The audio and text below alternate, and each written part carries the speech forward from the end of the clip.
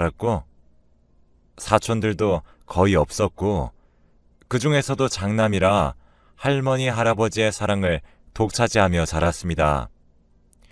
특히 할머니가 저를 유독 아껴주셨습니다. 항상 맛있는 게 있으면 저 먼저 챙겨주시고 돌아가시기 전에마저 정신이 가물가물하실 때에도 저 먼저 찾으실 정도였습니다. 그러다 보니 할머니의 재산도 대부분 저에게 상속되었습니다. 할머니께서는 제가 30대 때 돌아가셨고 그때 제 할머니의 건물과 재산 일부가 저에게 상속되었습니다. 할머니의 재산의 규모가 엄청나게 커서 3대가 놀고 먹으며 떵떵거리고 살 수 있는 정도라고 할 수는 없지만 큰 고생 없이 먹고 살 수는 있는 정도였습니다. 일찍이 물려받은 큰 재산 덕에 별다른 고생 없이 평탄한 인생을 살았습니다. 아이러니하게도 제가 지금 사연을 쓰고 있게 된 원인도 할머니에게 받은 재산과 관련된 이야기입니다. 할머니께서 물려주신 재산 중에 건물도 한 채가 있었습니다. 서울 외곽에 있는 단독주택들 사이에 있는 상가 건물이었는데 그렇게 사람이 많은 동네는 아니었지만 단독주택들 사이에 유일한 상가 건물이어서 손님들이 올 수밖에 없는 꽤나 알짜배기인 위치에 있는 건물이었습니다. 그런데 이상하게 이 상가에 들어서는 가게들마다 장사가 너무 안 된다며 오래 버티지 못하고 나가버리고 좀 오래 버틴다 싶은 가게도 1년을 겨우 채울까 말까였습니다. 이렇게 위치가 좋은데도 계속해서 손님이 없다며 세를 준 가게들이 나가버리는 것이 너무 고민이었습니다. 그래서 몇 날 며칠을 고민해 본 끝에 할머니께 물려받은 건물이다 보니 건물이 너무 노후한 게 문제인 걸까라는 결론에 도달했고 한번 건물을 싹 리모델링 해버리자고 생각했습니다. 그 고민을 할 무렵에 마침 새 들어있던 가게들도 전부 나가 건물이 텅텅 비어버려서 딱 이 타이밍에 하면 되겠다 생각한 저는 건물 전체를 새로 리모델링하기로 결심했습니다. 결심을 하고 여기저기 발품을 팔아 마음에 드는 리모델링 업체에 갔고 상담을 받았습니다. 견적을 내기 위해 업체 사장님과 함께 건물을 여기저기 둘러보며 이야기를 나눠보니 오래된 건물치곤 관리도 잘 된 편이고 깔끔해서 크게 손댈 것은 없고 그냥 전기나 가스 시설 같이 오래되면 위험한 것들 위주로 꼼꼼하게 체크하면 된다고 이야기했습니다. 다행히 제가 생각한 것보다 비용도 덜 들 것 같다고 이야기했습니다. 기간도 제 예상보다 훨씬 짧을 수도 있다고도 이야기했고요. 그렇게 사장님과 건물을 다 둘러보고 견적까지 다 뽑은 다음 계약금 일부를 선입금한 다음 리모델링 공사가 잘 되기만을 손꼽아 기다리고 있었습니다. 그런데 이상한 일은 리모델링 공사를 시작하고 며칠 만에 시작됐습니다. 건물의 리모델링이 순조롭다며 빠른 시일 내로 마무리할 수 있을 것 같던 리모델링 업체 사장님이 혹시 공사 기간이 좀 더 길어질 것 같은데 괜찮겠냐며 연락이 왔습니다. 이야기를 들어보니 중요한 장비가 말을 안 들어서 수리를 맡기려는데 정비해주는 곳에서 마침 딱 부품이 다 떨어져서 어쩔 수 없이 그 장비를 쓰는 부분만 시공을 못하고 있다는 겁니다. 그래서 저는 어쩔 수 없는 일이니 괜찮다고 기다릴 수 있다고 말하고 계속해서 리모델링을 기다렸습니다. 그렇게 한참 기다리던 차에 리모델링 사장님으로부터 전화가 또 한 통 걸려왔습니다. 지금까지 리모델링 한 데까지만 돈을 받을 테니 다른 업체에 일을 맡기면 안 되겠냐고 하는 겁니다. 저는 무슨 일 있냐고 왜 일을 하다가 마시냐고 물었습니다. 리모델링이 다 되기만을 기다리고 있었는데 갑자기 그런 연락을 받으니 당황스럽기도 하고 어이가 없기도 해서 약간 화가 난 상태였습니다. 그런데 사장님은 정말 죄송하다고 일단 돈을 시공이 완료된 데까지만 받고 나머지는 돌려주겠다고, 시공은 여기까지만 하고 그만두면 안 되냐며 떨리는 목소리로 말을 하는 겁니다. 그 떨리는 목소리를 들으며 무슨 사정이 있는 건가 싶어 마음이 약해진 저는 사장님께 무슨 사정이 있는 거냐고 물어봤고, 그러자 사장님은 기분 나빠하지 말고 들어달라며 이야기를 시작했습니다. 리모델링 초반에는 오래된 것들을 고치면서 순조롭게 일을 진행해 갔다고 합니다. 기간도 넉넉하게 잡혀 있었으니 직원들도 여유롭게 일을 진행해 갔다고 했습니다. 그런데 이상한 일은 3층에 갈 때마다 서늘한 기분이 들었다는 것입니다. 다른 층과는 달리 딱 3층에 들어가면 계단에서부터 목덜미가 서늘해지는 기분이 들었고, 3층을 시공하러 가기만 하면 직원들이 다치거나 부품이나 장비가 고장났다고 합니다.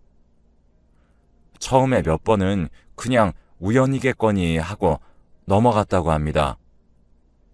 직원들도 크게 다치지는 않아서 그저 부주의로 인해서 다쳤구나 생각하면서 말이죠. 그런데 계속해서 부상이 발생하자 이상하다는 느낌이 들었다고 합니다. 거기다 다친 사람들은 작게는 손가락이 약간 베어서 피가 나던가, 심한 경우엔 크게 넘어져 뼈에 금이 가던가 하는 경우까지 있었다고 합니다. 그 이야기를 듣자 저도 이상하다는 생각이 들고 소름 끼치기도 하더군요. 아무튼 리모델링 사장님은 유독 3층에서만 그런 일이 벌어지니 무서워졌다고 합니다. 직원들 사이에서도 계속되는 부상과 장비 고장으로 인해 그 층에는 귀신이 들렸다는 소문이 돌았고, 다들 3층의 리모델링은커녕 3층에 들어가는 것조차 꺼리는 분위기가 되었다고 합니다. 그래도 이미 돈도 받았고 계약도 했으니 일을 계속 진행하려 했지만 계속해서 직원들이 다치고 그 부상의 정도가 조금씩 심해지자 이대로는 안 되겠다고 생각하고 저를 찾아와 리모델링 중단을 요청한 것입니다. 리모델링 업체 사장님은 직원들이 계속해서 다치면서 회사 분위기도 안 좋아졌다며 다른 층은 시공이 다 끝났으니 여기서 마무리하고 받은 돈에서 3층 시공 비용만큼 돌려주겠다고 말해왔습니다. 저도 별일이 아니었으면 화를 냈겠지만 계속해서 사람이 다친다고 하니 마음이 불편해져서 알겠다고 했습니다. 그 업체에게 돈을 일부 돌려받고 나서 저는 3층을 마저 시공해줄 다른 업체를 찾아다녔고, 이상하게 일하러 오는 곳마다 3층을 시공하던 도중에 직원이 다치거나 장비가 고장나는 등의 사고가 계속 발생하는 것입니다. 이쯤 되니 저도 2층에 귀신이 들린 건가 하는 생각이 들며 소름이 끼치더군요. 그래서 저는 평소 자주 가던 절의 스님께 간곡히 부탁드려 그 건물로 모셔왔습니다. 스님이 다녀가신 다음에는 괜찮겠지 하는 얄팍한 생각이었습니다. 스님도 그닥 이상한 기운이 느껴지지 않는다고 하셨고요. 혹시 모르니 소금이나 팥을 뿌려보라고 조언을 해주셔서 소금이나 팥을 뿌려보기도 했습니다. 하지만 그 뒤로도 사건들이 계속되더군요.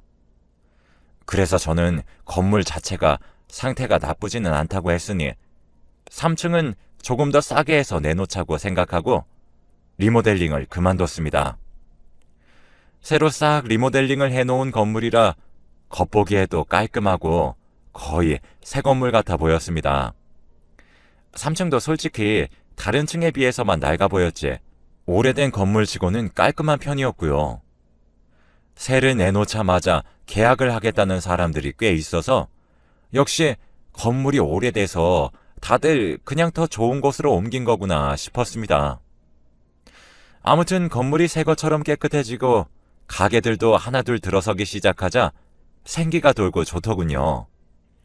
그렇게 몇 달은 문제가 없었습니다. 저도 이제 그 건물에 신경을 끄고 제 취미 생활인 골프를 즐겼고요.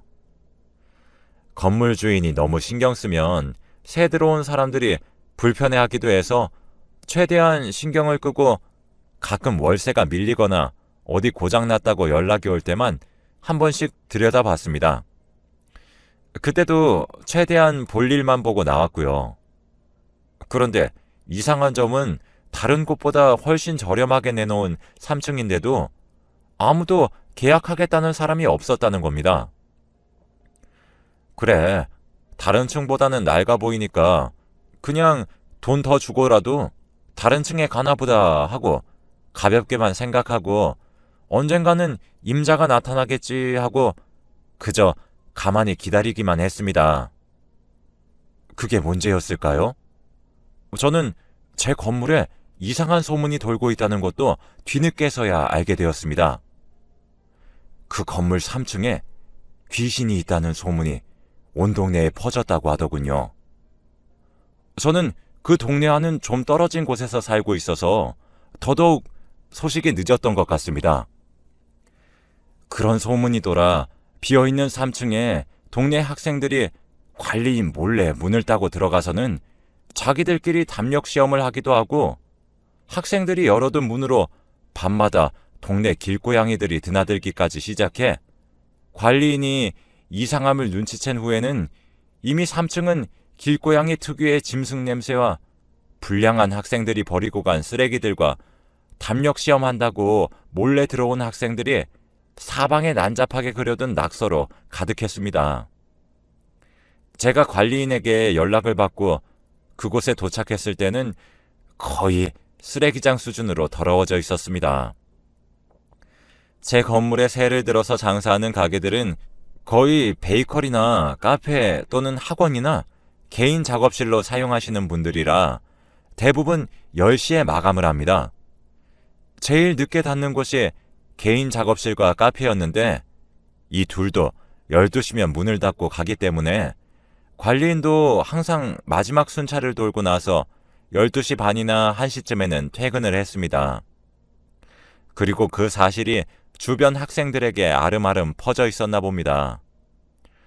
담력 시험을 하겠다는 학생들이 밤에 몰래 3층으로 침입했다고 합니다. 캄캄하고 어두운 밤이었기도 했고 그때 당시에는 CCTV도 지금처럼 많이 설치하는 편이 아니었습니다. 설치해도 화질이 좋지 않아 밤에는 주변에 불빛이 없으면 거의 쓸모없는 수준이었고요. 그렇게 범인을 잡을 수도 없이 더러워질 대로 더러워진 3층은 귀신이 나온다는 소문까지 더해져 정말 들어가기 싫은 공간이 되었습니다. 하지만 그대로 건물을 방치할 수도 없으니 저는 전문 청소업체를 불러 청소를 했습니다. 다행히도 그때 청소를 부탁한 업체에서는 부상자도 없었고 사고도 나지 않아 무사히 청소를 마칠 수 있었습니다. 지금 생각해보면 귀신도 자기 공간이라고 생각한 곳이 더러운 것은 싫었나 봅니다. 청소가 끝나고 나서 저는 이제 3층을 어떻게 해야 하나 하는 고민에 빠졌습니다. 더 싸게 해서 내놔도 이미 동네에 소문이 퍼질 대로 퍼져 있는 상태였고 심지어는 다른 층에 있던 계약자마저 소문이 찝찝하다고 나가려고 하는 일도 있었습니다. 이러다가 3층 계약은커녕 나머지 계약자들도 다 나가겠다 싶어서 불안한 저는 해결책을 찾기 위해 사방팔방을 돌아다니며 수소문을 했습니다. 그 결과 제 지인이 아는 용한 무당이 있는데 그 사람한테 굿을 한번 받아보라고 하는 이야기를 들었습니다. 평소 저는 무당이라는 직업에 그렇게 믿지 않던 사람이라 그냥 사기 아닌가 싶었지만 지인이 아니라고 진짜로 용한 사람이라고 말한 것도 있고 방법도 없어 지푸라기라도 잡는 심정으로 그 무당을 찾아가기로 결심했습니다.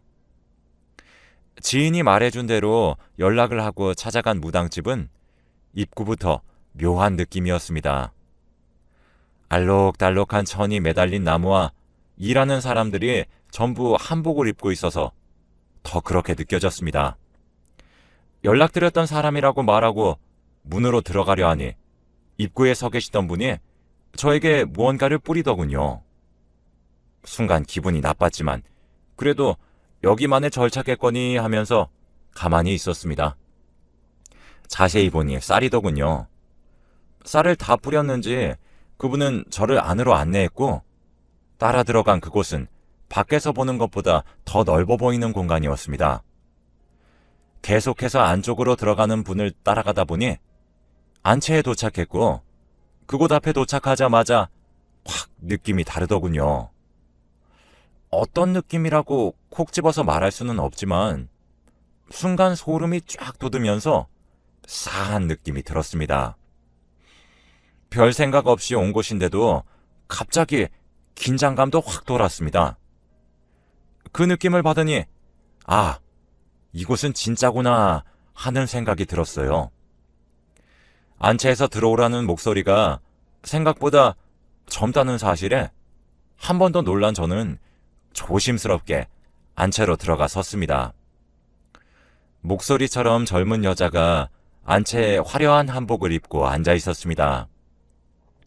그 사람은 제가 들어서자마자 뚫어져라 쳐다봤는데 포스가 거의 호랑이급이었어요. 그저 저를 쳐다보고 있는 것뿐인데도 식은땀이 나면서 꼼짝할 수 없는 무언가가 있었습니다. 그분이 앉으라고 하기 전까지는 앉는 것도 있고 선체로 굳어 있었으니 말 다 했죠. 제가 자리에 앉자마자 그분은 저에게 3층 때문이지? 라고 말을 걸어와서 깜짝 놀랐습니다. 사전에 연락했을 때는 그저 고민이 있다고만 했지 어떤 고민인지 말한 적이 없었기 때문입니다. 저는 놀란 와중에도 와, 이건 진짜다 하는 생각이 들어 제 고민에 대해 이야기하고 유독 3층만 이상하다고 이야기하자 그분은 쌀알을 상에다 훅 뿌리고는 무언가 중얼중얼거리더니 저에게 굳이 국까지 할 필요 없고 그냥 제사상 맛있게 차려드려 이러는 겁니다. 그래서 저는 누구한테 어디에다가 제사상을 차려야 하냐고 묻자 그 사람은 네 할머니한테지 누구한테야 이러는 겁니다. 저는 화들짝 놀라며 갑자기 할머니가 왜 나오냐고 하자 할머니가 돌아가시고 나서도 저를 돌봐주고 계신데 제사상이 시원찮아 힘을 못 쓰고 계신다고 3층에 웬 잡기가 하나 있는데 할머니한테 제사상만 잘 차려드리면 할머니가 충분히 쫓아낼 수 있다고 하시는 겁니다. 저는 그 말을 듣고 나오는데 긴가민가 싶었지만 살아생전 저를 유독 아끼셨던 할머니라면 그럴 수도 있다고 생각이 들어 아내와 둘이서 할머니 사진 앞에 한상 거하게 차렸습니다. 둘 다 이게 맞는 건가 싶었지만 달리 방법이 없으니 정성스레 제사를 지냈습니다. 그러고 며칠 뒤 놀랍게도 3층을 계약하겠다는 사람이 나타났습니다.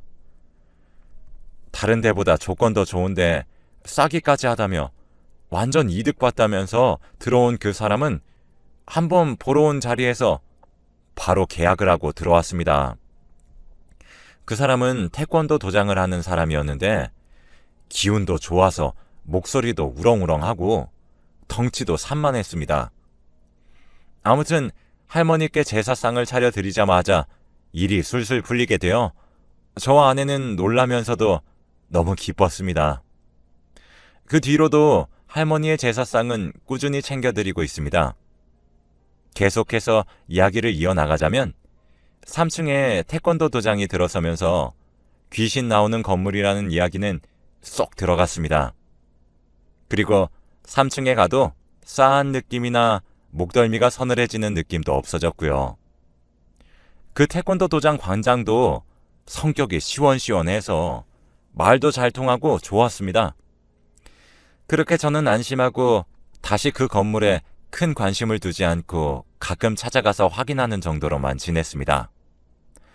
그러던 어느 날 아내가 계속 악몽을 꾸는 겁니다. 꿈에는 아기와 그 아기의 엄마로 보이는 젊은 여자가 나타나서는 자기 집 내놓으라고 난리를 친다는 겁니다. 처음 꿈에 나왔을 때는 그저 제가 그 건물로 너무 스트레스 받았기도 하고 그 일로 너무 신경을 써서 그런 꿈을 꾸는 것이라고 아내는 생각했다고 합니다. 평소에는 꿈을 거의 꾸지도 않는 편이라서 더 그렇게 생각했다고 하네요. 그런데 그 꿈이 며칠 동안 계속되자 조금씩 신경 쓰이기 시작했다고 합니다. 그리고 그 꿈을 꾼 지 일주일째 되는 날에 저한테 말한 거고요. 심지어는 그 날이 지날수록 꿈속에서 그 여자의 난동이 심해졌는데 가장 심해졌을 때가 바로 태권도 도장에 3층에 계약을 한 날이었다고 합니다. 시기적으로도 정황상으로도 꿈속의 여자 귀신이 할머니가 물려주신 3층의 귀신인 것 같다며 아내가 불안해하면서 말했습니다. 완전히 떠난 게 아니라 자기한테 붙은 것 같다면서요. 저도 그 말을 듣자마자 확신했습니다. 아, 3층에 있던 귀신이구나 하고 말이죠. 저는 아내에게 그 이야기를 듣고 바로 다음날 아내와 함께 전에 그 무당집에 찾아갔습니다. 그리고 아니나 다를까 무당은 저와 아내가 안채로 발을 내딛자마자 귀신을 붙이고 왔다며 아내의 등 뒤로 소금을 뿌려댔습니다. 그렇게 한참을 소금을 뿌리고 나서야 아내와 저에게 자리를 권했습니다. 자리에 앉아 저와 아내의 이야기를 경청하던 무당은 저와 아내의 예상대로 아내의 꿈에 찾아오는 그 귀신이 3층에 있던 귀신이 맞다고 했습니다. 저는 저번에 할머니께서 쫓아내주신 것 아니냐며 왜 그 귀신이 아내에게 붙은 것이냐고 물었습니다. 솔직히 이해가 안 되는 게 건물 주인은 전데 왜 아내에게부터 괴롭히는 것인지 알 수가 없었어요. 그러자 무당은 제 뒤에는 할머니께서 무시무시하게 눈을 부라리며 지키고 있는데 아내는 할머니께서 지키고 있는 범위 밖에 있기 때문에 비교적 만만한 제 아내에게 들러붙은 것이라고 했습니다. 그럼 아내에게 들러붙은 귀신을 떼어낼 방법이 없냐고 어떻게 해야 하냐고 묻자 귀신을 잘 달래서 보내야 한다고 했습니다. 저한테 피해만 입힌 귀신이 뭐가 예쁘다고 달래주기까지 해야 하나 싶었지만 그대로 두면 아내한테는 물론 아내와 자주 붙어있는 저희 집 애한테까지 나쁜 영향이 간다고 하니 아내와 저는 귀신을 빨리 떼어내기로 했습니다. 무당은 귀신이 산 사람한테 오래 붙어 있으면 산 사람한테 안 좋다며 최대한 빨리 귀신을 떼어내야 한다고 했습니다. 귀신을 달래는 방법은 구슬하면 된다고 했습니다. 굿 준비나 진행은 전부 무당 측에서 하니 저와 아내는 구슬하는 동안에 그 귀신이 좋은 곳에 가기를 계속해서 빌어주면 끝이라고 했습니다. 그러면서 최대한 빠른 시일 내로 나를 잡아 연락을 주겠다고 구슬하는 동안은 정신없고 기 빠지는 날이 될 테니 마음의 준비를 단단히 하고 기다리라고 했습니다. 그렇게 날짜를 잡아 굿을 치렀습니다. 무당의 말대로 여기저기서 울리는 음악 소리와 뛰어다니는 무당, 그리고 알록달록한 천들로 인해 정신이 쏙 빠지고 하루 종일 신경을 곤두세우고 있으니 기가 쭉쭉 빠지는 날이었습니다. 그래도 굿을 치르고 나니 아내가 뭔가 몸이 더 가벼워진 것 같다고 했습니다. 그리고 그날 밤부터 아내의 꿈에는 더 이상 귀신이 나오지 않게 되었습니다. 생각보다 싱겁게 일이 마무리되었지만 사고 없이 잘 마무리되어 다행이라고 생각합니다. 그런데 도대체 이 귀신은 어쩌다가 할머니가 물려주신 건물에 붙어있게 되었는지, 그리고 왜 계속 그곳에 머물렀는지 궁금해졌습니다. 그래서 저는 무당에게 따로 연락을 해서 그 이유를 알 수 있냐고 물었습니다. 그러자 무당은 알고 나면 괜히 찝찝해질 수도 있는데 굳이 들어야겠냐고 말해왔습니다. 그 말을 들으니 조금 겁이 나긴 했지만 그래도 궁금증이 더 컸기 때문에 이야기해달라고 부탁했습니다. 그러자 무당은 그 귀신에 관한 이야기를 간단하게 해줬습니다. 옛날에 저희 할머니가 그 건물의 주인이었을 때 건물에서 크게 불이 났고 그때 특히 3층의 피해가 컸고 미처 피하지 못한 3층에서 일하던 여자가 마침 그날 맡길 사람이 없어 아이를 데려왔고 그 불로 인해 자기 아이와 함께 그곳에서 죽었다는 것입니다. 그런데 그 여자는 남편 없이 혼자서 아이를 키우고 있던 상태였고 심지어 가족도 없어 그 영혼을 달래줄 사람이 없었다고 합니다. 그래서 그렇게 자기가 죽은 건물에 달라붙어 살았는데 저희 할머니가 살아계실 때에는 할머니의 기가 너무 세서 그 영향이 적었지만 저는 기도 약한 데다가 할머니마저 돌아가셔 그 영향이 날로 강해졌고 결국 그런 상황이 벌어진 것이라고 합니다. 사연을 들으니 불쌍하고 안쓰러워 진심으로 좋은 곳으로 가기를 빌어줬습니다. 그 뒤로는 저희 가족과 그 건물에는 나쁜 일 한번 벌어지지 않고 잘 지내고 있습니다.